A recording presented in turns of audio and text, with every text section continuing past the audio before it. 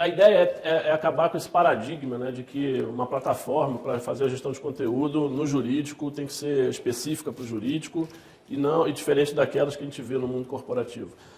Isso foi verdade no passado, mas a ideia é desmistificar um pouco isso. Quer dizer, isso sempre existiu, né, nesses dois mundos, né, o jurídico e o corporativo, digamos assim.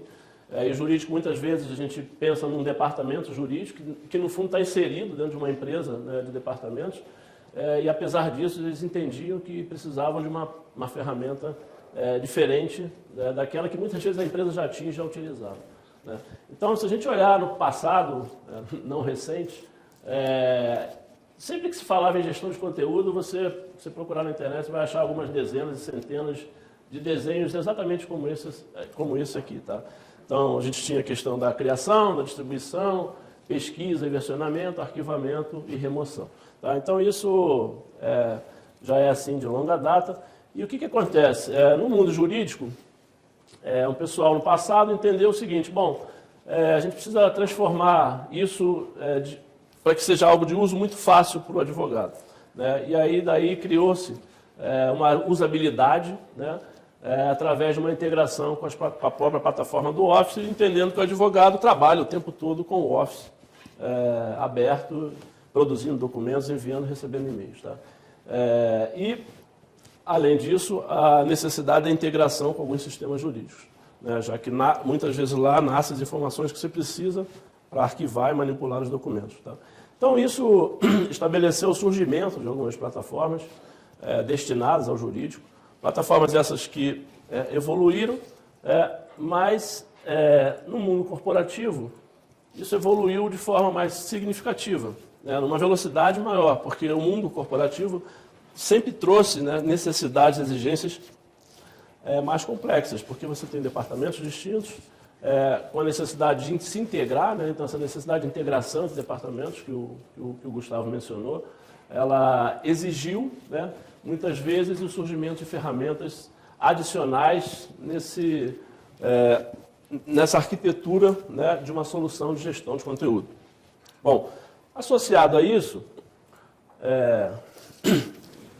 a gente teve não só esse, mas são dois eventos representativos, né, a LGPD, né, que é uma lei, existem várias outras leis que foram criadas no sentido de trazer, né, para a questão da gestão de conteúdo a permissão de que muitos processos fossem automatizados. E a gente tem o chamado Legal Ops, ou Legal Operations, que, assim, do ponto de vista macro, a tentativa de trazer uma gestão, né, mais profissional para o mundo jurídico, seja um escritório, seja um departamento jurídico. Então, aqui você tem métodos, processos, tecnologias que se sugere que sejam usadas para que isso aconteça. Se a gente olhar em detalhes, né, obviamente não dá tempo de fazer isso agora, para isso aqui, a gente acaba por concluir que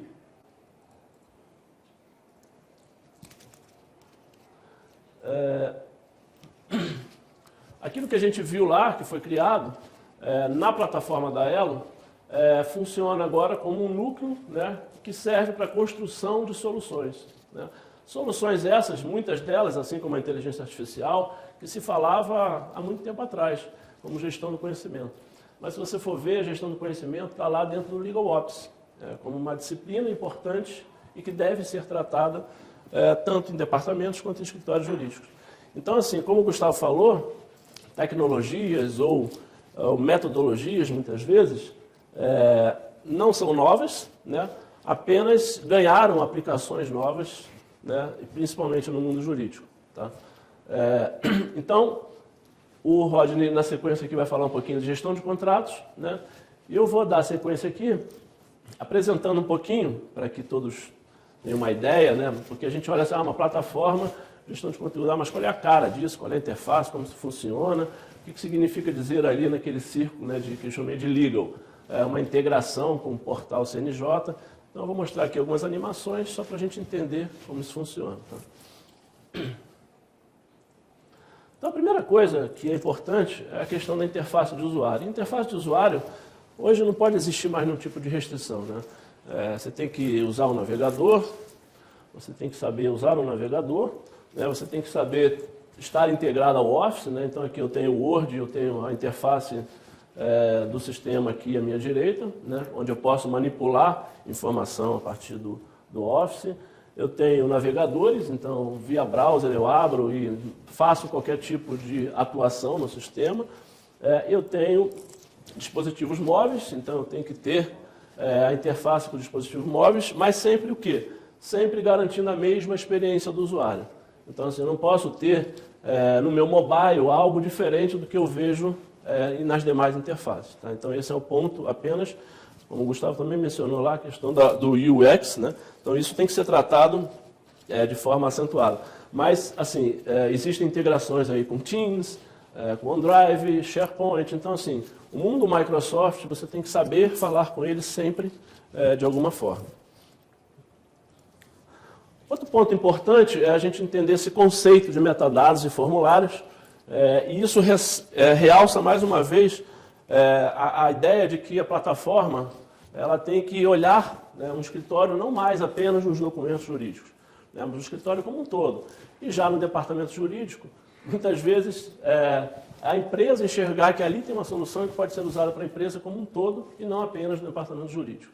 Tá? Então você tem que ter a capacidade de modelar a informação de acordo com a necessidade. Então, assim, se eu sou um advogado, eu tenho uma necessidade de organização dos meus documentos diferente do departamento financeiro, diferente do RH. Né? Então, diferente de um departamento técnico qualquer, por exemplo, de engenharia. Então, isso tem que ser flexível, para que você possa abordar na plataforma todo o conteúdo e não apenas o conteúdo jurídico. Tá? Então, o que a gente vê aqui? A gente vê, né, ali à esquerda uma estrutura que, se eu estou em cima ali do que eu chamei de peças processuais, eu visualizo um formulário, né, que foi montado e que é aderente a guardar uma peça processual, né, onde eu tenho ali o tipo de processo, natureza, enfim, o meu cliente. Tá? Depois eu vou falar no slide específico ali sobre a questão do CNJ. Mas se eu evoluo aqui para a parte de propostas em contratos, da mesma forma, eu terei um formulário aderente à proposta de contratos. Então, eu já vou falar em início de vigência, status vigente encerrado, tipo de pagamento, né, a validade dessa proposta e assim por diante.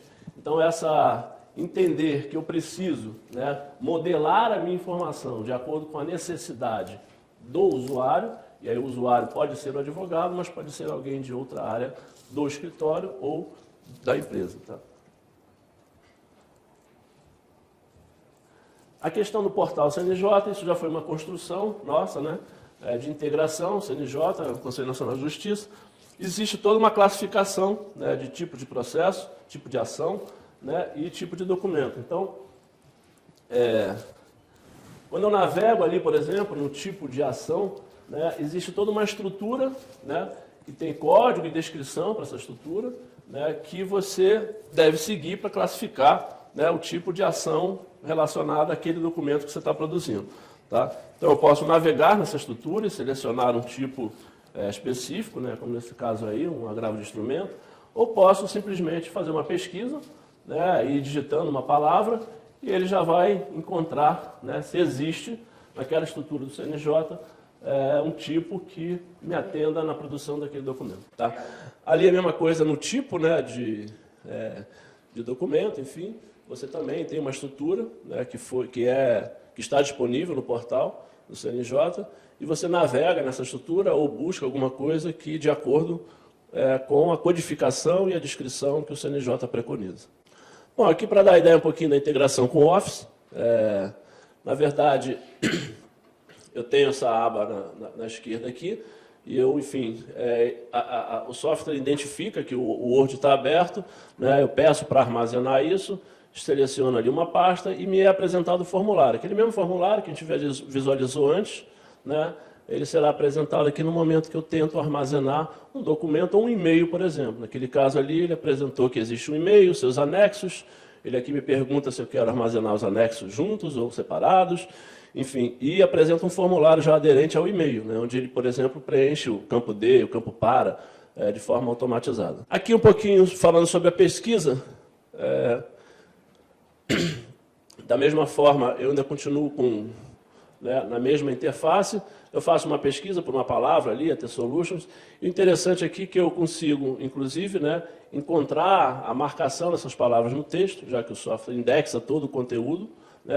E aqui, interessante que ele encontrou não só o meu documento Word, que está armazenado na plataforma, como encontrou 2 e-mails que estão na minha caixa postal do Outlook. Então, assim, esses e-mails não estão armazenados no sistema. Mas, através da pesquisa dentro do sistema, eu encontrei eles na minha caixa de entrada do meu Outlook. Isso é um dos pontos fortes da plataforma, toda uma pesquisa inteligente.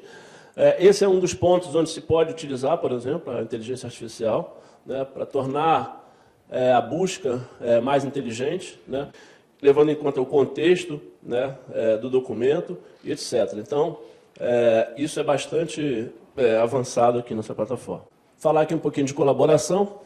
Esse é um ponto bem importante e eu acho bem legal aqui na plataforma, porque, enfim, a gente produz documentos, revisa documentos, mas a interação entre as pessoas ela acaba ainda acontecendo muito por e-mail. E o que a gente tem aqui é a possibilidade de fazer isso tudo dentro da plataforma e guardar isso como registros, inclusive. Uma área onde seria um equivalente aos meus feeds, são posts que eu faço, ou posts que o sistema produz automaticamente. Então, se eu crio um documento novo, se eu versiono um documento, esses posts são gerados a respeito daquele documento. Tá? Mas se alguém me pede para, por exemplo, perguntando o que eu acho sobre um determinado documento, isso é um post que alguém cria direcionado para mim. Tá? Então, nessa área que a gente vê são os posts. Assim que eu entro na plataforma, que eu tenho acesso aos meus posts, eu consigo filtrar isso por por diferentes filtros ali. E no post, muitas vezes, já tem um link para o documento. Que se eu comento sobre um documento, o link já está junto daquele post. Eu navego em direção ao documento, eu vejo aqui os posts relacionados apenas a esse documento. Então, eu sei que a Elizabeth criou a versão 1 desse documento. Sei que a Elizabeth, da mesma forma, pediu uma opinião à Helena sobre isso, a Helena revisou e criou uma versão 2. Tá? Na sequência aqui, um novo post está sendo criado. Então, quando eu crio um post ali, eu digo para quem eu quero, grupo ou pessoa, deixo a mensagem, simplesmente crio e isso fica registrado e associado àquele documento. Tá? Então, com isso eu guardo o histórico sobre tudo que está acontecendo naquele documento, sobre o que as pessoas estão discutindo sobre aquele documento.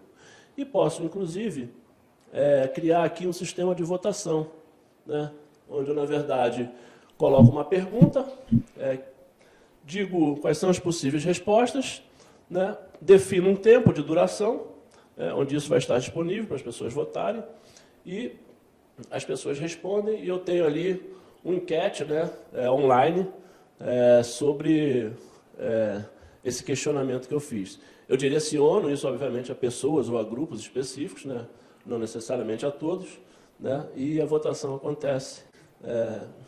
Posso permitir múltiplas respostas, posso mostrar ou não o nome das pessoas que estão respondendo, enfim. E daí essa é a visão que eu tenho. Quando eu entro, eu respondo, dou a minha resposta e vai criando um ranking ali de porcentagem sobre cada uma das respostas dada pelas pessoas.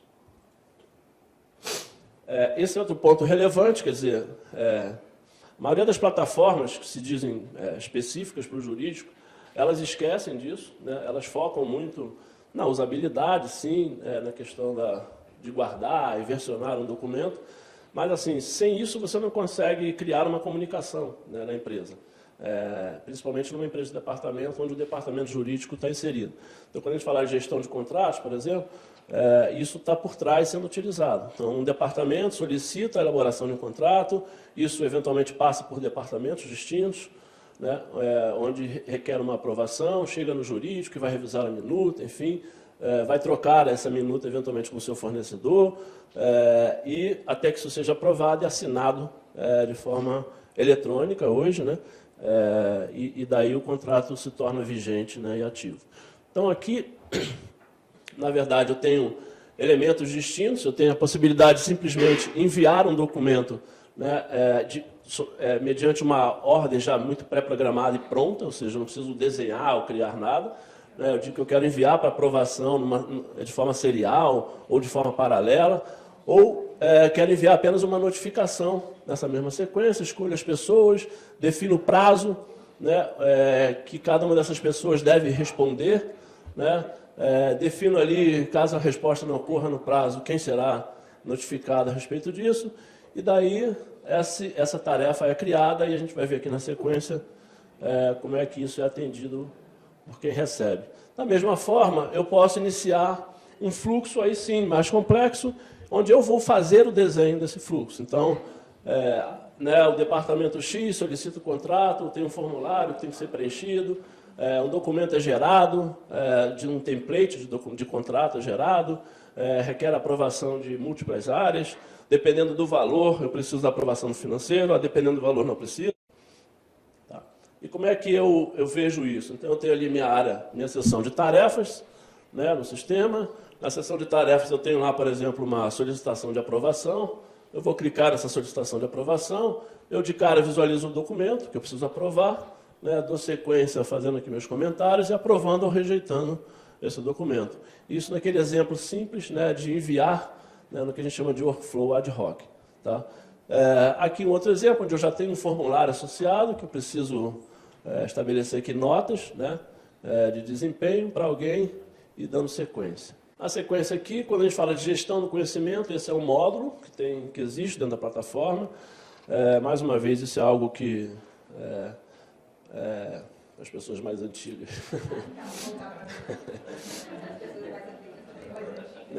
a gente tanto tratou lá no passado, mas e hoje dá para entender, né, porque era tão difícil que as pessoas compreendessem isso lá no passado.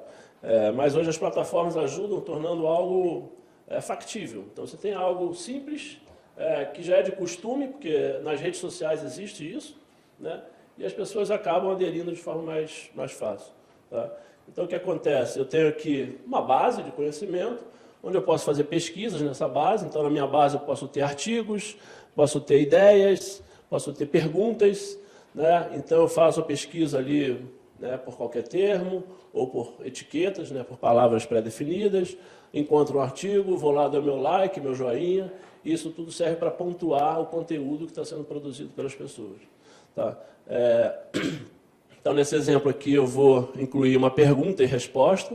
Né? Então, eu desejo, enfim, eu tenho um problema, por exemplo, nesse caso aqui, eu estou lá no meu home office, não consigo conectar na VPN, e coloco, né, dentro da própria plataforma, do portal, esse questionamento, né, para as pessoas.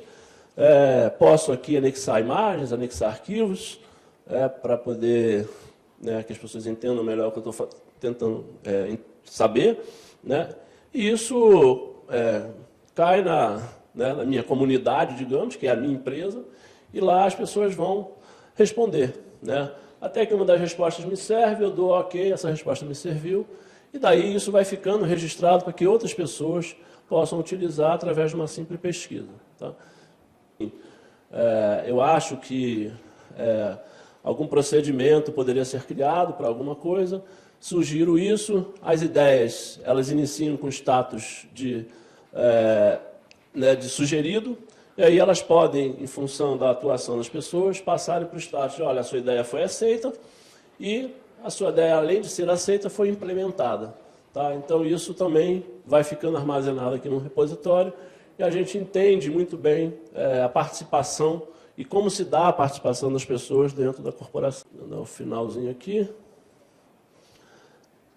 Outro ponto importante que se encontra dentro de todo esse ambiente, diferente daquilo que a gente normalmente vê, né, numa plataforma de gestão de conteúdo jurídico, não existe essa preocupação, não existia, e hoje sabe-se muito bem a importância que se tem de analisar dados. Né? Então, todo o ferramental para que você construa os seus dashboards, os seus relatórios, já está disponível, de modo que você possa fazer isso sem a necessidade de outras ferramentas ou de outras soluções, para que você consiga construir isso por fora. Então, dentro do ambiente, você já tem a possibilidade de fazer a construção de todos esses relatórios e dashboards desejados. E aí, assim, se a gente olhar, procurar na internet, é curioso, né? Porque qual é a tendência de uma plataforma de gestão de conteúdo em 2023? Sempre tem essas coisas, né? Todo ano tem as tendências de alguma coisa. E aí, o primeiro ponto ali é a inteligência artificial, mas a inteligência artificial, enfim, é algo que você aplica, né, em diversas situações, em diversas necessidades, né? Não é uma coisa que você tem pronta, o Gustavo falou bem disso aí, então eu posso aplicar a inteligência artificial, por exemplo, na captura, né, na execução, na captura de texto de um documento, né? Os modelos devem ser em nuvem, tá? Então essa é a nossa proposta com essa plataforma, atender a qualquer necessidade de departamento de escritório com uma plataforma em nuvem, ou seja, você não precisa requer nenhum tipo de infraestrutura para fazer uso disso, toda a infraestrutura é cuidada, né, pela ATS. A gestão do conhecimento é um elemento ainda na tendência de 2023 e conformidade com as leis, né, no caso aí a conformidade com a LGPD. Tá? Então eu não mencionei aqui, mas a plataforma também tem já essa conformidade, no sentido que você consegue criar formas, né, de rastrear a presença de dados pessoais, né, no seu conteúdo. Tá? Então, assim, as tendências nós já estamos dentro delas todas, e inteligência artificial, quando a gente fala de automatizar um processo, muitas vezes uma ponta desse processo é um robô, né, coisa que a gente tem feito bastante, é um robô e esse robô pode fazer uso de inteligência artificial, como também o Gustavo mencionou. Bom, então é isso. E qualquer dúvida, depois a gente pode conversar. Obrigado a todos.